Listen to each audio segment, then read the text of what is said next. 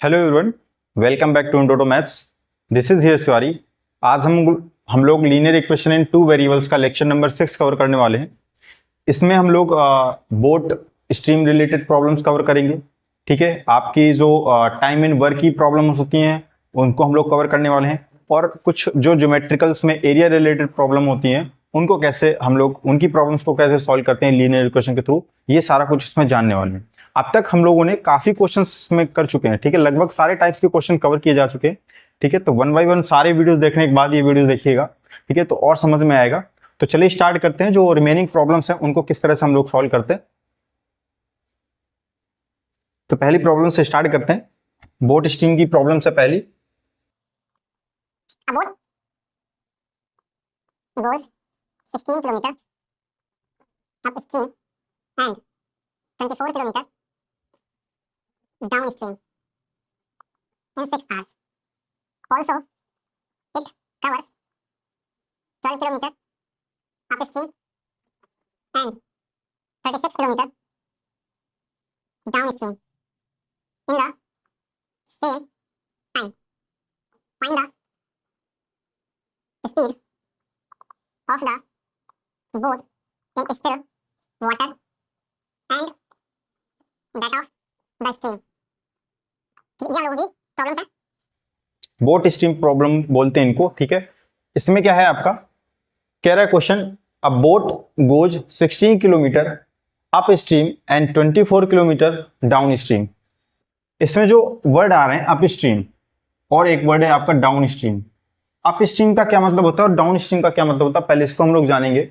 Up stream का मतलब होता है आपका जिस डायरेक्शन में आपका वाटर फ्लो कर रहा है। ठीक है, जिस डायरेक्शन में आपकी जो है पानी की धारा या करंट है फ्लो हो रही है, उसके अपोजिट डायरेक्शन में आप मूव करेंगे। सपोज अगर वाटर इस डायरेक्शन में फ्लो हो रहा है रिवर का, तो आप जो है इस डायरेक्शन में मूव कर रहे होंगे। ठीक है, इसको बोलते हैं हम लोग अप स्ट्रीम, मतलब अपोजिट डायरेक्शन में। अगर फ्लो इस साइड जा रहा है लेफ्ट साइड, तो आप कहाँ मूव करेंगे, राइट साइड को मूव करेंगे। या बोट जो भी आप ऑब्जेक्ट ले रहे हैं, बोट आपकी रिवर्स डायरेक्शन में आएगी। डाउन स्ट्रीम का क्या मतलब होता है, डाउन स्ट्रीम में, अच्छा अगर आप स्ट्रीम है तो अपोजिट होंगी, तो इसमें जो वेलोसिटी होती है या स्पीड होगी आपकी, वो क्या हो जाती है, सब्ट्रैक्ट हो जाती है। ठीक है, अगर सपोज मान लो इसकी कुछ स्पीड है, सपोज मान लो 5 किलोमीटर पर आवर, और वहीं पर जो बोट है उसकी speed suppose 12 kilometre per our है स्टिल वाटर में। ठीक है, तो इन दोनों का जो रिजल्टेंट आएगा, यानी कि दोनों की जो स्पीड आएगी वो क्या हो जाती है, सब्ट्रैक्ट हो जाएगी। इसमें जब हम क्वेश्चन करेंगे तो 12 माइनस 5 कितना आ जाएगा हमारा, 7 किलोमीटर आ जाएगा। ठीक है, तो ये क्या है आपका, जब अपोजिट डायरेक्शन में होंगी तो स्पीड आपकी क्या हो जाएंगी, वाटर और बोट के केस में जो है वो स्पीड जो है आपकी सब्ट्रैक्ट हो जाती है। ठीक है, वैसे अगर आप जनरली देखें फिजिक्स में रिलेटिविटी के थ्रू, तो आपका क्या होता है, स्पीड ऐड हो जाती हैं। ऐसे ही डाउन स्ट्रीम में क्या होता है, डाउन स्ट्रीम में विद द डायरेक्शन, मतलब with the flow of water. अगर वाटर इस तरफ जा रहा है राइट साइड में, ठीक है, तो बोट भी इसी साइड में जा रही होगी। इस समय जो स्पीड होती है वो दोनों की ऐड हो जाती है। क्या हो जाती है, स्पीड ऐड हो जाती है। ठीक है, यहां पर ऐसा समझिए कि अगर आप अपोजिट डायरेक्शन में, जिस डायरेक्शन में आपका फ्लो हो रहा है वाटर, उसके अपोजिट डायरेक्शन में अगर आप स्विमिंग करें तो आपको ज्यादा फोर्स लगानी पड़ेगी। ठीक है, और अगर आप जिस डायरेक्शन में आपका वाटर फ्लो हो रहा है उसी डायरेक्शन में स्विमिंग करें तो आपको फोर्स क्या करना पड़ेगा, कम लगाना पड़ेगा। तो कुछ इस तरह से समझ सकते हैं कि डाउन स्ट्रीम का मतलब होता है कि आपकी स्पीड ऐड हो जाएंगी, और अप स्ट्रीम का मतलब होता है कि आपकी जो स्पीड है वो आपकी सब्ट्रैक्ट हो जाएगी। ठीक है, इतना क्लियर है।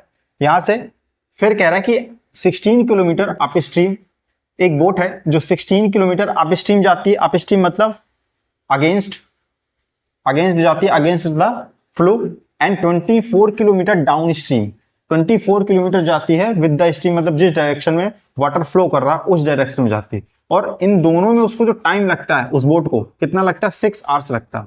Clear. Also it covers 12 kilometre up stream. फिर दूसरा केस दे रखा है कि जब वो 12 किलोमीटर अप स्ट्रीम जाती है एंड 36 किलोमीटर डाउन स्ट्रीम जाती है इन द सेम टाइम उसको कितना लग रहा है, दोनों केसेस में 6 आवर्स ही लग रहा है। कह रहा है find the speed of the boat in still water and that of the stream. कह रहा है कि बोट की आप स्टिल वाटर में स्पीड बताइए और स्ट्रीम, वो जो वाटर फ्लो है वो हो रहा है ना, उसकी आपको स्पीड बतानी है, दोनों की स्पीड बतानी। तो चलिए स्टार्ट करते हैं इस क्वेश्चन को। दोनों की हम लोग क्या करेंगे, स्पीड हम लोग कंसीडर कर लेंगे, लेट कर लेंगे। तो कैसे solution, let speed of boat in still water be x kilometre per hour and speed of stream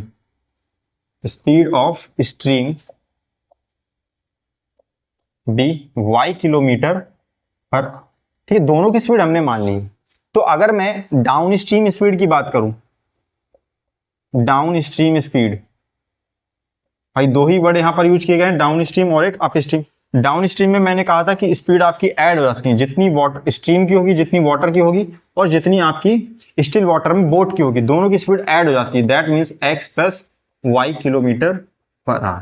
ठीक है, तो इस तरह की प्रॉब्लम्स में आपको बस इन्हीं चीजों का ध्यान रखना है कि कब उसने डाउन स्ट्रीम वर्ड यूज करा है और कहां पर उसने अप स्ट्रीम वर्ड यूज करा है। तो डाउन स्ट्रीम में हम लोग स्पीड ऐड कर देते हैं और अप स्ट्रीम में हम लोग स्पीड को क्या कर देते हैं, सबट्रैक्ट कर देते हैं। तो यहां से देखिए अप स्ट्रीम स्पीड कितना हो जाएगा आपका, x minus y kilometre per our.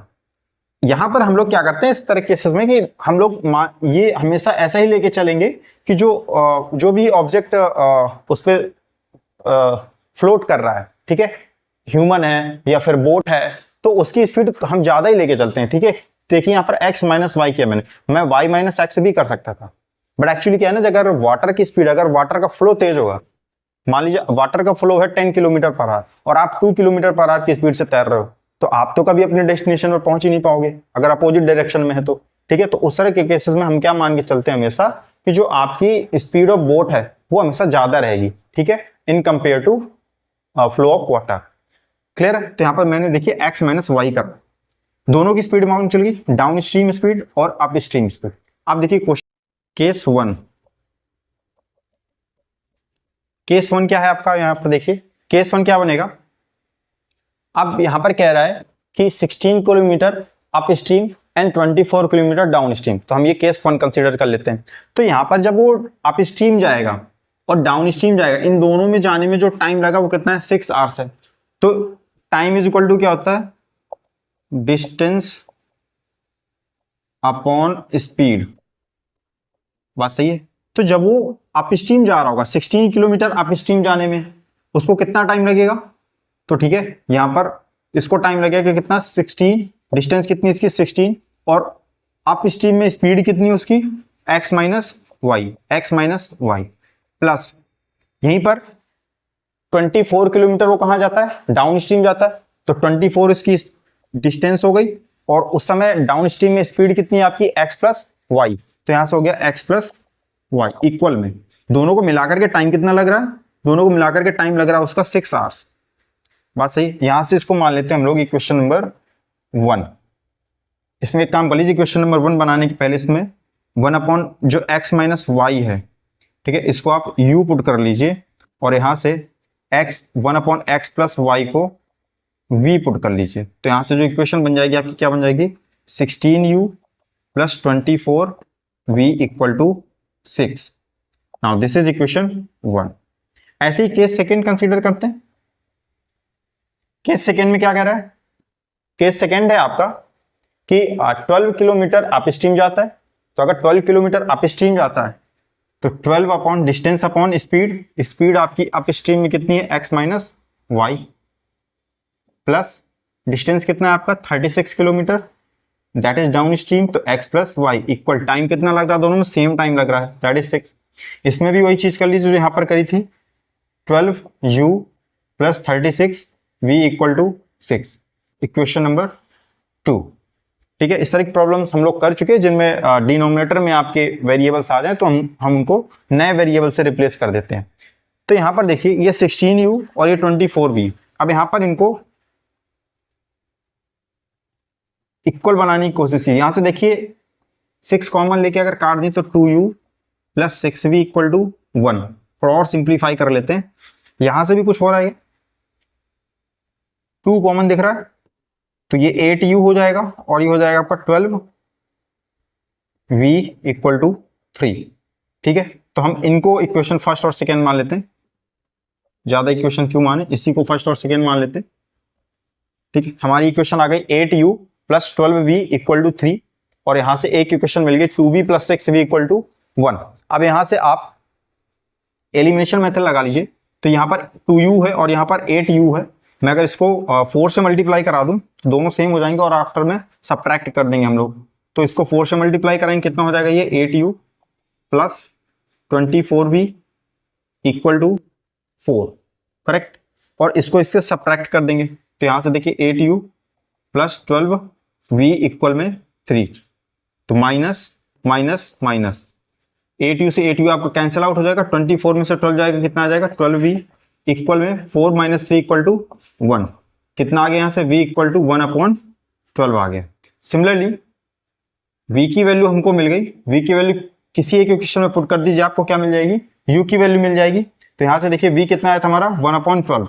कोई एक इक्वेशन आप पिक कर लीजिए। मैं ले रहा हूँ इक्वेशन नंबर 2। तो यहाँ से आपको 2u प्लस 6 v की वैल्यू आई है आपके पास में 1/12 इक्वल में कितना है आपका 1। 6 1 6 6 2 12। यहाँ से 2u आ जाएगा आपका 1 माइनस 1/2 दैट इज 1/2। तो u कितना आ जाएगा आपका 1/4। अभी ये आपका आंसर नहीं है क्योंकि हम लोगों ने x और y की जो इक्वेशन बननी थी उनको u और v में लेके चल रहे थे। तो ठीक है, यहां से अभी दोबारा से हमको सॉल्व करना पड़ेगा। अगेन यहां से देखिए 1/x minus Y equal to हम लोगों ने माना था u। तो 1/x minus Y equal to u की वैल्यू कितनी है आपके पास में 1/4 ये हुआ। तो यहां से x माइनस वाई कितना आ जाएगा आपके पास में 4 हो जाएगा। सिमिलरली 1/x प्लस वाई को हम लोग क्या लेके चल रहे हैं, v लेके चल रहे हैं। v की वैल्यू कितनी थी 1/12। तो 1/x प्लस वाई इक्वल में v यानी कि 1/12 कितना आ जाएगा, यहां से x plus Y equal to 12 आ जाएगा। हमारे पास फिर से दो नई इक्वेशन आ गई। ठीक है, और यही हमारी आंसर भी देंगी x और y की वैल्यू। तो यहां से हम इनको दोबारा सॉल्व करते हैं।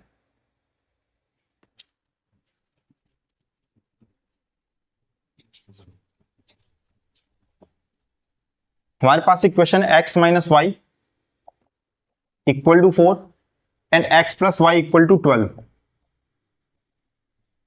यहां पर दोनों डिफरेंट साइन के हैं, y और y, इसमें -1 और इसमें +y, दोनों को एक बार में ऐड कर देंगे तो क्या हो जाएंगे, ये एक ही टाइम पर एलिमिनेट हो जाएंगे। तो यहां से ऐड करते हैं दोनों को, तो ये हो जाएगा आपका 2x प्लस वाई और माइनस वाई आपका कैंसिल आउट, और यहां से आपका कितना हो जाएगा 12 + 4 16। तो x इक्वल टू कितना आ गया आपका 8, राइट। x आ गया। अब x की वैल्यू किसी भी इक्वेशन पुट कर दीजिए। तो यहां से मैं x इस वाली इक्वेशन को पुट कर रहा हूं, x 8 plus Y equal to 12। तो y कितना आ जाएगा आपका 4 आ जाएगा।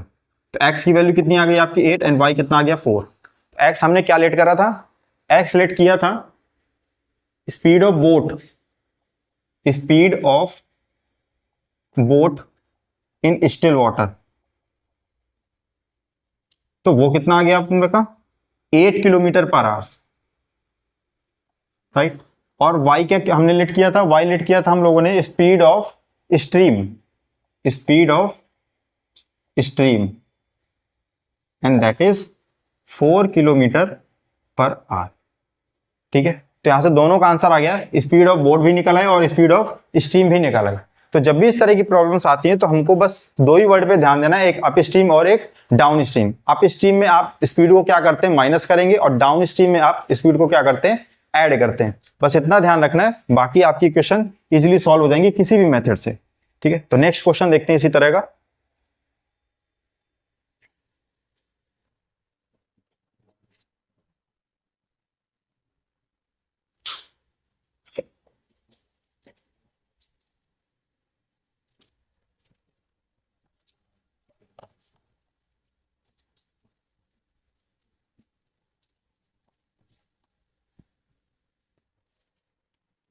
नेक्स्ट क्वेश्चन है आपका वर्क इन टाइम का प्रॉब्लम है। क्वेश्चन क्या कह रहा है कि 8 men and 12 boys can finish a piece of work in 5 days, while 6 men while 6 men and 8 boys can finish it in 7 days. In 7 days. Find the time taken by one man alone and that by one boy alone to finish the work. ठीक है, चलिए तो question को एक बार देखते हैं क्या कह रहा है। कह रहा है 8 man and 12 boys can finish a piece of work in 5 days. कुछ लोगों का ग्रुप है, कितना, 8 मैन है और 12 बॉयज हैं, वो उस एक काम को 5 डेज में कंप्लीट कर लेते हैं। आगे क्या कह रहा है, वाइल 6 मैन, अगर 6 मैन एंड 8 बॉयज मिल जाए, can finish it in 7 days, तो वो काम आपका कितने दिन में खत्म होता है, 7 दिन में खत्म होता है। Find the time taken by one man alone and that by one boy alone to finish the work. कह रहा है अगर यही काम किसी एक आदमी को दे दिया जाए पूरा करने के लिए तो वो कितने दिन लेगा, और अगर किसी एक लड़के को दे दिया जाए तो वो कितने दिन लेगा। ठीक है, तो इस तरह की प्रॉब्लम से हमें क्या करना है कि हम लोग पहले मान लेंगे कि एक आदमी इतने दिन में काम कंप्लीट कर सकता है। सेकेंड, जो भी आपको इसमें दे रखा है, जैसे बॉय दे रखा है, तो मान लेंगे कि बॉय आपका कंप्लीट कर सकता है वाई डेज में एक काम को। ठीक है, उसके बाद हम क्या करेंगे कि एक दिन में कितना काम हो सकता है एक आदमी के द्वारा, वो निकाला जाएगा। ठीक है, और फिर वहां से अब आपको अगर ये मालूम चल जाएगा कि एक आदमी एक दिन में कितना काम कर सकता है, तो फिर तो नंबर ऑफ डेज से आप क्या करा देंगे, मल्टीप्लाई करा देंगे, या नंबर ऑफ जो आपको स्ट्रेंथ दे रखी है 8 मेंस 12 बॉयज वॉट, तो यहां से आप मल्टीप्लाई कराएंगे तो आपको इक्वेशन इजिली बन जाएगी। तो मेन काम हमारा ये है कि आपको स्टार्टिंग कैसे करनी है इस तरह के क्वेश्चंस में, तो आपको पहले कंसीडर कर लेना है कि एक आदमी या एक लड़का आपका जो काम है वो एक्स डेज में कंप्लीट कर सकता है। ठीक है, उसके बाद हम लोग आगे प्रोसीड करते हैं। तो देखिए सॉल्यूशन, मान लेते हैं कि let one man alone can finish the work in x days, and one boy can finish the work in y days। ठीक है, कितने दिन में खत्म कर लेगा, y डेज में खत्म कर लेगा। तो यहां से अब इनके एक दिन का निकालते हैं कि एक दिन में कितना काम कर पाएंगे। तो one men's 1 days work, 1 days work, तो अगर वो एक काम को x दिन में करते हैं तो एक दिन में कितना काम होगा, 1/x, simple 1/x। Similarly one boys 1 days work, एक बॉय कितने दिन में खत्म कर रहा है एक काम को, y दिनों में, तो एक दिन में कितना काम खत्म कर पाएगा, 1/y, है ना। यूनिटरी मेथड लग रहा है इसमें बेसिकली, 1/x एंड 1/y। अब यहां से आपको एक आदमी का एक दिन का काम पता चल गया और एक लड़के का आपको एक दिन का काम पता चल गया, दोनों का आपको काम मालूम चल गया। अब आते हैं क्वेश्चंस में। क्वेश्चन कह रहा है कि 8 आदमी और 12 लड़के मिलकर के एक काम को 5 दिन में खत्म करते हैं। ठीक है, 8 mens, since 8 mens and 12 boys finish the work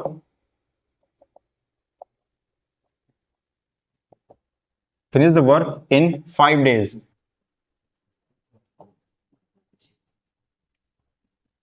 ठीक, finish the work in 5 days।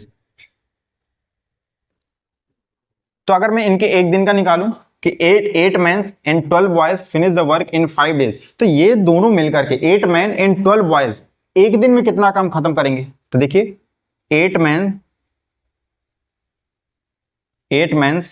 1 day work plus 12 boys 1 day work equal to, फिर से देखिए यहां पर आपको कंप्लीट दे रखा है कि 8 मैन एंड 12 बॉयज, ये दोनों मिलकर के, मतलब ये दोनों तरह के जो 8 और 12 20 लोग मिलकर के उस काम को 5 दिन में खत्म कर पा रहे हैं, ठीक है। तो मैं इन दोनों का अलग से ये निकाल रहा हूं कि ये एक दिन में कितना काम कर पाएंगे, इतने ही लोग मिलकर के।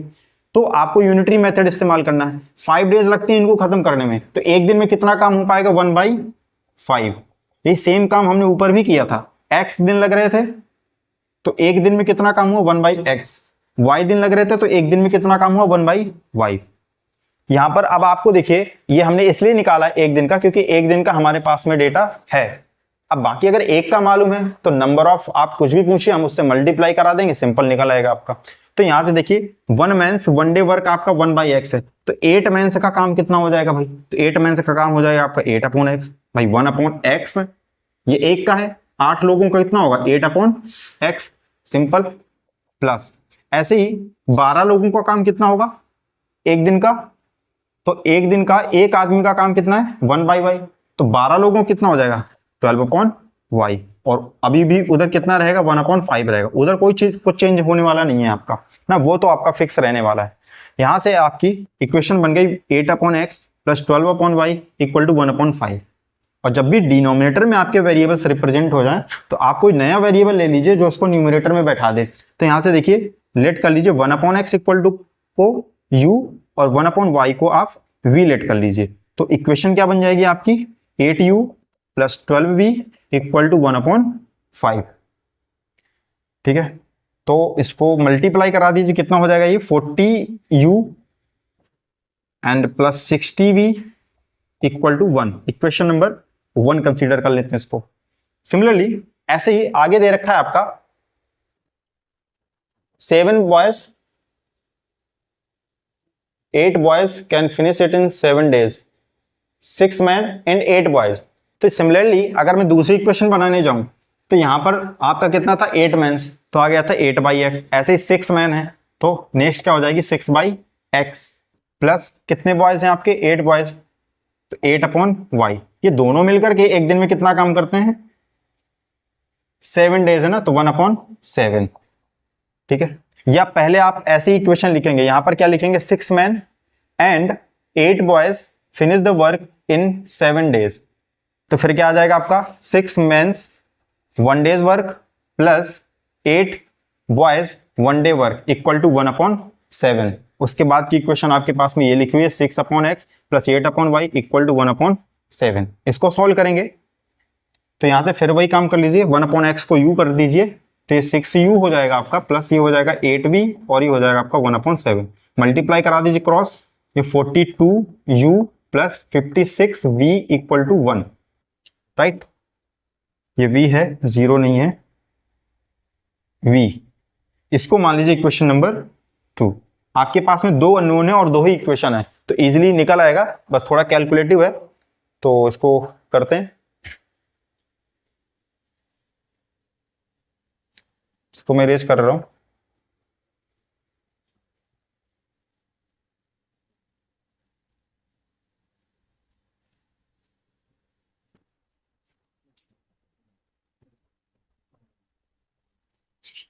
दो इक्वेशन आपके पास में कौन कौन सी लिख लेते हैं, 640u plus 60v equal to 1, equation number 1। And equation number 2 है आपके पास में 42u plus 56v equal to 1। Right, और ये हो गया आपका इक्वेशन नंबर 2। ठीक है, यहां से कैसे करें इसको, बड़े नंबर्स लिखे हुए काफी है, तो 40 और 42 इनको ऐसे ही रखते हैं 8u/12v और यहां से 6u प्लस 8v/1/7। तो इनको ऐसे ही सॉल्व कर लेते हैं। यहां पर इन्हीं को इक्वेशन फर्स्ट और सेकेंड मान लेते हैं, इक्वेशन फर्स्ट और इसको इक्वेशन नंबर सेकेंड। काफी बड़े नंबर है ये, तो यहां से देखिए ये वाली इक्वेशन लिख रहा हूं 8u प्लस 12v इक्वल में कितना आ जाएगा आपका 1/5 और यहां से आपका बन जाएगा 6u प्लस 8v इक्वल में है आपका 1/7। तो इसी से सॉल्व कर लेते हैं इसको।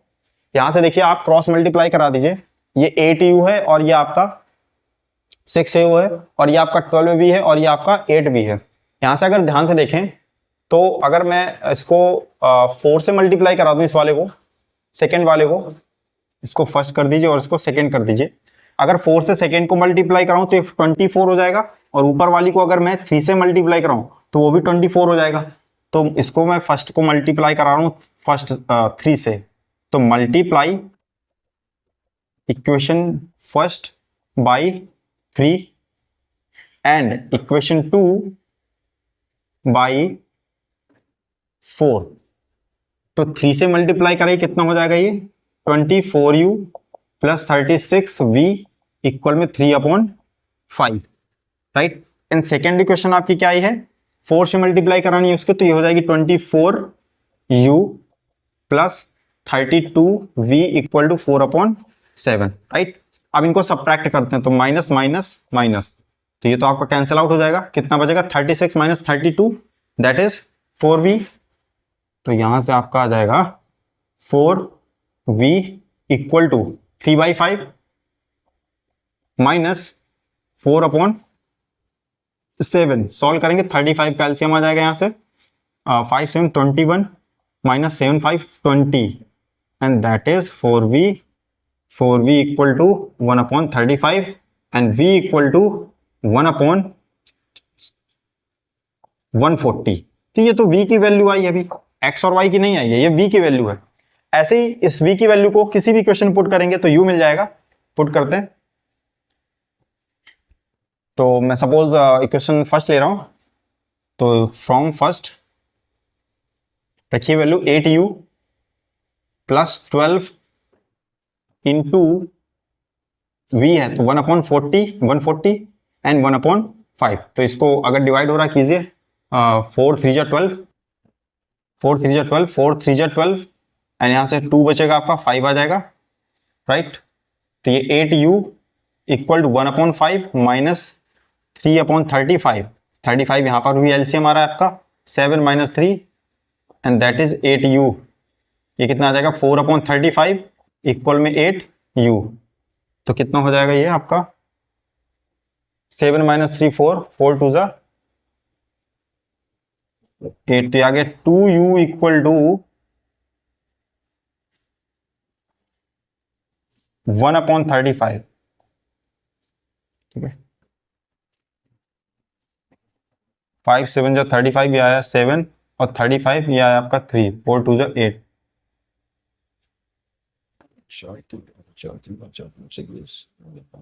8u equal to 1/5 minus 3/35। तो यहां से u कितना आ जाएगा आपका, 1/2 नीचे आ जाएगा, 1/70 आ जाएगा। u कितना आ गया आपका, 1/70 आ गया, ठीक है। v आया आपका 1/40 और u आ गया आपका 1/70। तो आपने क्या माना था, 1/x को u माना था, तो यहां से क्या करेंगे, 1/x को हमने u माना था, u की वैल्यू आपकी 1/70 है, तो x कितना आ गया आपका, 70 आ गया, ठीक है। और 1/y को हमने क्या लिट करा था, 1/v माना था, सॉरी v माना था सिर्फ, तो v की वैल्यू कितनी है, 1/140, तो y कितना आ जाएगा आपका 140। तो देखिए आपके आंसर आ गए x equal to 70 and y equal to 140। Calculative हो जाएगा काफी, ठीक है, लेंदी हो जाते हैं क्वेश्चन ये। यहां से x इक्वल टू कितना है आपका 70, और x हमने क्या माना था, एक आदमी आपका, अगर सिर्फ एक आदमी को काम सौंपा जाए तो वो कितने दिन में कंप्लीट कर सकता है, उसको हमने क्या माना था, x दिन में कंप्लीट कर सकता है। तो ये आ गया आपका 1 मैन का, ठीक है। तो 1 मैन जो है आपका, सिर्फ एक आदमी को अगर काम दिया जाए तो वो 70 दिनों में खत्म कर सकता है, और अगर एक लड़के को काम दिया जाए वही पूरा काम, तो वो 140 दिनों में खत्म कर पाएगा। तो ये 1 बॉय का आ गया, ठीक है। तो ये आपके दोनों आंसर हो गए, ठीक है। इस तरह की प्रॉब्लम्स कुछ पीडीएफ में भी मिल जाएंगी आपको, ठीक है, तो प्रैक्टिस के लिए आप कर सकते हैं, ठीक है। इस तरह से नेक्स्ट क्वेश्चन देखते हैं।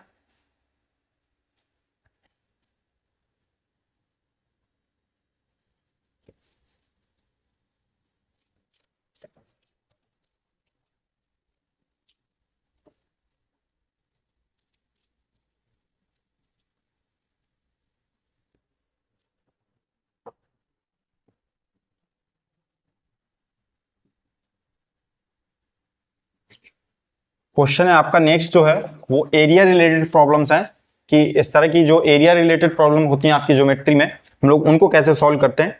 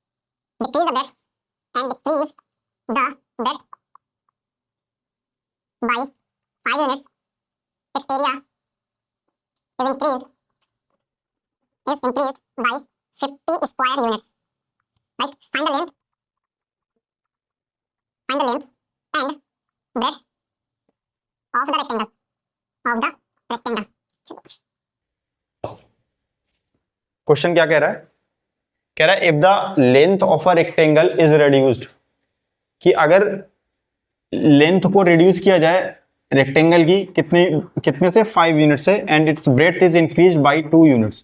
सेम टाइम पर जब आप लेंथ को इंक्रीज कर रहे हैं रिड्यूस कर रहे हैं, घटा रहे हैं, उसी समय पर आप ब्रेड्थ को क्या कर रहे हैं, इंक्रीज कर रहे हैं। Then the area of the rectangle is reduced by 80 square unit. तो जो एरिया है आपका कितना घट जाता है, 80 स्क्वायर यूनिट कम हो जाता है। नेक्स्ट केस क्या कह रहा है, हाउएवर, जबकि if we increase its length by 10 unit, अगर हम लेंथ को इंक्रीज कर दें 10 से, and decrease the breadth 5 unit, और जो ब्रेड्थ है आपकी उसको 5 यूनिट से क्या कर दें, डिक्रीज कर दें, तो जो एरिया है आपका इंक्रीज हो जाता है 50 स्क्वायर यूनिट से। Now find the length and the breadth of the rectangle. आपको बताना है कि उसकी ओरिजिनल लेंथ और ब्रेड्थ कितनी रही होगी। तो इसमें आप सिंपल लेट कर लीजिए, जो भी आपसे पूछा जा रहा है हम लोग लेट कर लेते हैं। Let the length and breadth be x and y unit. कितनी मान ली हम लोगों ने, y, x and y unit मान ली। तो एरिया कितना हो जाएगा रेक्टेंगल का, area of rectangle simple length into breadth होता है, तो आ जाएगा एक्स वाई स्क्वायर यूनिट। बात बराबर। यहां से नाउ अब हम लोग केस स्टडी करते हैं, दोनों के अलग अलग केस देते हैं। केस वन कह रहा है कि लेंथ जो है आपकी, लेंथ रिड्यूस करी जाती है 5 यूनिट से, तो लेंथ कितनी हो जाएगी आपकी, x माइनस 5 सिंपल यूनिट। और ब्रेड्थ क्या कह रहा है, वो इंक्रीज करी जाती है ब्रेड्थ। तो ब्रेड्थ अगर इंक्रीज करी जाती है तो कितनी हो जाती है, y प्लस 2, है ना, इंक्रीज करी जाएगी तो ऐड कर देंगे भाई, तो ये हो जाएगा y प्लस 2 हो जाएगा। तो इसका एरिया कितना आ जाएगा आपका, x minus 5 into y plus 2। ठीक है, अब देखिए आप कह रहा है जब ये चीजें हो जाती हैं, लेंथ 5 यूनिट सब्ट्रैक्ट हो जाती है, ब्रेड्थ 2 यूनिट्स बढ़ जाती है, तो जो एरिया है वो कितना हो जाता है, रिड्यूस्ड बाय 80 स्क्वायर यूनिट। तो हमारे पास ओरिजिनल एरिया कितना था, एक्स वाई। तो इसका जो एरिया आएगा x minus 5 into y plus 2, इसका जो एरिया आएगा ओरिजिनल वाले से कितना कम होगा, 80। तो ओरिजिनल था एक्स वाई माइनस 80। ठीक है, इसको सॉल्व करते हैं, कितना आ जाएगा x y plus 2x minus 5y minus 10 equal to x y minus का 80। एक्स वाई से एक्स वाई आपका कैंसिल आउट, तो ये कितना हो जाएगा आपका, एक्स वाई से एक्स वाई कैंसिल आउट, ये हो जाएगा आपका 2x माइनस 5y और इक्वल में माइनस 70। ठीक है, इक्वेशन नंबर 1 मान लेते हैं इसको, राइट। नाउ नेक्स्ट केस देखते हैं क्या है। केस सेकेंड कहता है कि अगर लेंथ को इंक्रीज कर दिया जाए तो लेंथ कितनी हो जाएगी भाई आपकी, लेंथ हो जाएगी आपकी x plus 10 unit, x plus 10 unit. ठीक है, and breadth decrease by 5 unit, तो ब्रेड्थ तो आपकी कितनी हो जाएगी, ब्रेड्थ को मैं b लिख रहा हूँ, b हो जाएगी आपकी y माइनस 5 यूनिट। ठीक है, उस समय एरिया निकालिए आप x plus 10 into y minus 5, और वो कितना हो जाता है 50 स्क्वायर यूनिट बढ़ जाता है। मतलब पहले एक्स वाई था, 50 बढ़ गया, बढ़ा दो, ठीक है। यहाँ से कितना हो जाएगा, x y minus 5x plus 10y minus का 50 equal to x y plus 50, right. X y से एक्स वाई आपका कैंसिल आउट, यहाँ से आपका आ जाएगा, कितना आ जाएगा, 5x minus 5x plus 10y equal में 50 उस साइड ले जाइए, कितना हो जाएगा 100, ठीक है। यहाँ से 5 कॉमन दिख रहा है डायरेक्ट, तो minus x plus 2y equal में 20, तो थोड़ा इसको मैं मैनेज कर देता हूँ, ऐसे ही रहने देते हैं इसको, ठीक है। इक्वेशन नंबर 2 मान लेते हैं इसको। इक्वेशन नंबर 1 आपके पास में ये रही और इक्वेशन नंबर 2 आपका ये रहा। इक्वेशन नंबर 1 और 2 में अगर ध्यान से देखें तो 1 में 2x है और इक्वेशन नंबर 2 में सिर्फ x है, माइनस का वो भी। तो क्यों ना इक्वेशन नंबर 2 को 2 से मल्टीप्लाई करा दें और ऐड करा दें, दोनों अपोजिट साइन के इक्वल होने पर डायरेक्ट कैंसिल आउट हो जाएंगे। तो करते हैं इसमें मल्टीप्लाई, इक्वेशन 2 बाई 2, तो हो जाएगा माइनस का 2x प्लस का 4y और इक्वल में हो जाएगा आपका 40, राइट।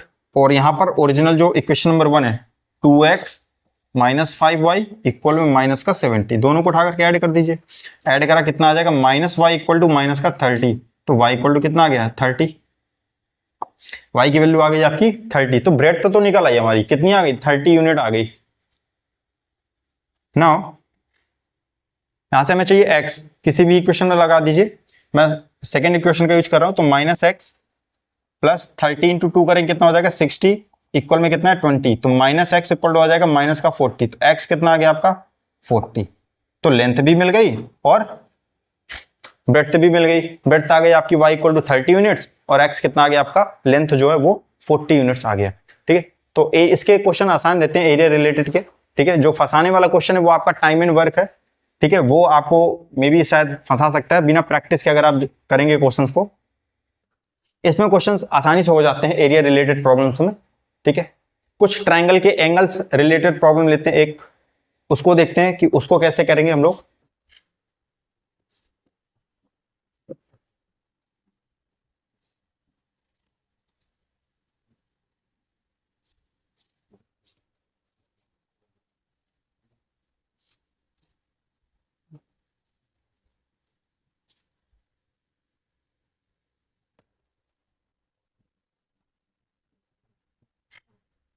क्वेश्चन है आपका, कह रहा है in a triangle ABC angle C equal to 3 angle B equal में 2 of angle A plus angle B। Now find the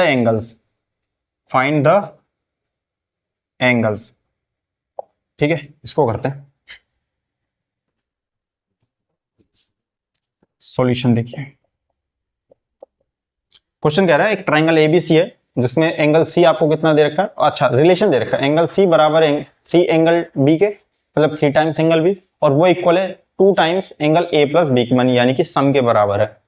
तो देखिए इस तरह की हमने प्रॉब्लम सॉल्व करना सिखाया ना, जब तीनों चीजें बराबर हो तो 1 बाई 1 पेयर बना लेते हैं, एक बार इसको इसके इक्वल ले लेते हैं, एक बार इसको इक्वल ले लेते हैं, मतलब सभी एक दूसरे के बराबर हैं, ठीक है। जहां जैसी नीड हो एक दूसरे को इक्वल आप लोग ले सकते हैं, इसमें कोई दिक्कत नहीं। तो यहां पर आप लेट कर लीजिए, let angle A and angle B be x degree and y degree, बात सही है यहां पर। तो यहां से देखिए एंगल C कितना हो जाएगा, भाई B तो आपने y माना, तो C कितना हो जाएगा 3y, बात बराबर। अब यहां पर एंगल C किसके इक्वल है, इसके भी तो इक्वल है, मैं पहले लिख देता हूं यहां पर, since angle C equal to 3 times angle B, तो एंगल C कितना हो जाएगा आपका 3y हो जाएगा, बात सही यहां से। अब एंगल C आपका 2 times angle A plus angle B है, बात सही है, तो 2x प्लस y हो जाएगा एंगल C। अब एंगल C की वैल्यू यहां से निकाल रखी कितनी है 3y, तो हो जाएगा 2x प्लस 2y, तो कितना आ जाएगा यहां से 2x minus y equal to 0, equation number 1 मान लीजिए इसको। अब अच्छा ट्रायंगल की बात कर रहे हैं, तो ट्रायंगल में तीनों एंगल का सम कितना होता है 180 degree, since sum of all angles of a triangle is 180 degree. Add करिए, तीनों एंगल कैसे हैं आपके, एंगल A एंगल बी और angle C equal to 180 degree. तो एंगल ए की वैल्यू आपने x मानी है, बी की y मानी और सी की आपने निकाली थी अभी 3y आई थी, इक्वल में 180। ऐड करेंगे तो x plus 4y equal to 180 आ जाएगा आपका। Equation number 2। दो अननोन और दो ही आपके पास में वेरिएबल्स हैं, तो इसको देखिए कैसे करते हैं। तो इसमें 2 से मल्टीप्लाई करा दीजिए, x है इधर, इधर भी x है, दोनों को सब्ट्रैक्ट कर देंगे तो आ जाएगा मल्टीप्लाई इक्वेशन 2 बाई 2, कितना हो जाएगा ये 2x plus 8y equal to 360, right. और यहां पर क्या है आपका 2x minus Y equal to 0, subtract कर दो, माइनस माइनस प्लस और ये minus cancel out, 8y plus y कितना हो जाएगा 9y इक्वल टू 360। तो y कितना आ गया आपका 40, ठीक है, y कितना आ गया आपका 40। तो y की तो वैल्यू मालूम चल गई। एंगल y आपका आ गया, y आ गया आपका 40 डिग्री, राइट। ऐसे ही y की वैल्यू इसमें लगा दीजिए, x मिल जाएगा आपको फर्स्ट इक्वेशन में, फ्रॉम फर्स्ट तो कितना हो जाएगा 2x इक्वल टू y, तो 2x इक्वल टू y 40, तो y के x कितना हो जाएगा आपका 20, ठीक है। अच्छा c, एंगल c कितना है आपका 3y, तो 3 इंटू वाई की वैल्यू 40 कितना हो जाएगा 120, तो c कितना आ गया आपका 120।